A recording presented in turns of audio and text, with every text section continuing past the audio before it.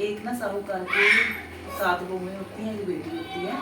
तो जो बेटी होती है वो सबसे छोटी होती है, तो भाई क्या है उससे बहुत ज़्यादा प्यार करते हैं। तो करवा का व्रत आता है, सब करवे का व्रत करते हैं। तो बेटी कहने लगती है कि मैं भी व्रत करूँगी। उसकी माँ उसे बहुत समझाती है कि बेटी नहीं, तो कोई बात नहीं, शादी के बाद कर लेना। तो कहती नहीं माँ, मैं भी व्रत करूँगी, मेरी सारी भाभियाँ कर रही हैं। तो वो व्रत कर लेती है, भूख उससे बर्दाश्त नहीं होती। तो शाम तक वो ऐसे व्याकुल हो जाती है कि उसे बहुत ज़्यादा भूख लगी होती है। तो उसके भाई आते हैं, कहते हैं बहन हमारी उदास क्यों है।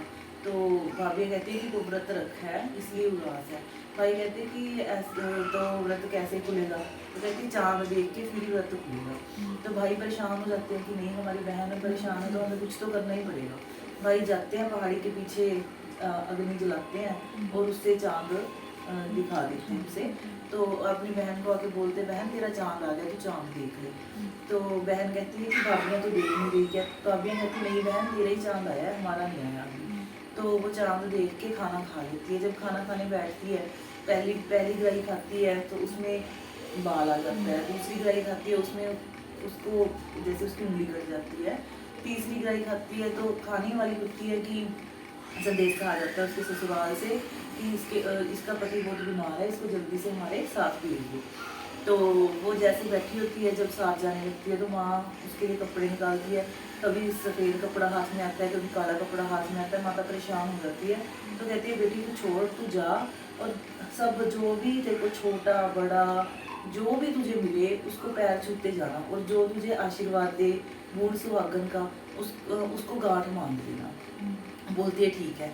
तो रास्ते में जाती है, कोई बच्चा बूढ़ा जवान जो भी मिलता है सबके पैर छूती जाती है। कोई उसे आशीर्वाद नहीं देता, सब उसे कहते हैं सुखी रहे, तेरे भाई सुखी रहे, सब ऐसा आशीर्वाद देते रहते हैं। तो अंत में जाते जाते एक छोटी बच्ची से जब वो आशीर्वाद लेती है, उसके पैर छूती है, तो वो कहती है कि बूढ़ सुहागन हो, मतलब बच्चों से भरपूर है ना, तो आशीर्वाद देती है। तो वो तो अपनी चुन्नी में वो गांठ बांध लेती है कि हाँ ठीक है। तो क्या आगे जाती है, अपने ससुराल पहुंचती है तो देखती है उसके पति का काल आया हुआ होता है, जैसे कि मरा पड़ा होता है वो। तो सब उसे जलाने के लिए लेके जा रहे होते हैं। तो कहती है कि नहीं, आप ना एक कुटिया डाल दो मेरे लिए, उसमें मेरे पति को रख दो और मुझे रख दो, और मैं नहीं जलाने दूँगी। तो चलो ठीक है, सब बोलते तो हैं पर नहीं मानती है ना। तो झोपड़ी बना के उसको उसके पति को वहाँ पे रख देते हैं, सुबह शाम उसको खाना भेज देते हैं। तो ऐसे ही करके वो हर महीने चौथ का व्रत करती रहती है।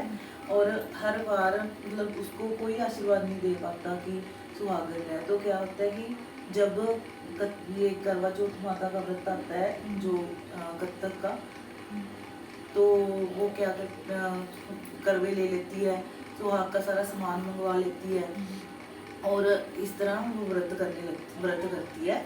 तो फिर ना उसे एक मतलब आवाज़ सुनाई देती है कि अक्षरा माई आती हैं। वो कहती है सुहागन सुहाग का करवा ले, सुहागन सुहाग का करवा ले। और वो जाती है तो उसे कहती है कि तू सुहागन रह, करवा देती हैं उसे। वो पैर पकड़ लेती है, उसको जाने नहीं देती। वो बोलती है कि पैर छोड़ मेरे। कहती नहीं माता, पहले आप बताओ मेरा सुहाग कैसे जिंदा होगा, तब मैं आपके पैर छोड़ूंगी। तो वो उसे बताती है कि मेरी बहन आएगी बड़ी, तो उसको मतलब उसका तू व्रत करके जब चंद्रमा को अर्घ्य देगी तो तेरा पति जीवित हो जाएगा। कहती ठीक है। तो वो इस तरह अपनी गलती मानती है जो उसने पहले व्रत तोड़ के की होती है, और व्रत पूरा करती है, चंद्रमा को अर्घ्य देती है। तो उसे जब वो अपनी सज्जी चीची का मतलब कट लगा के अपने पति को शिक्का देती है, वो उठ के बैठ जाता है।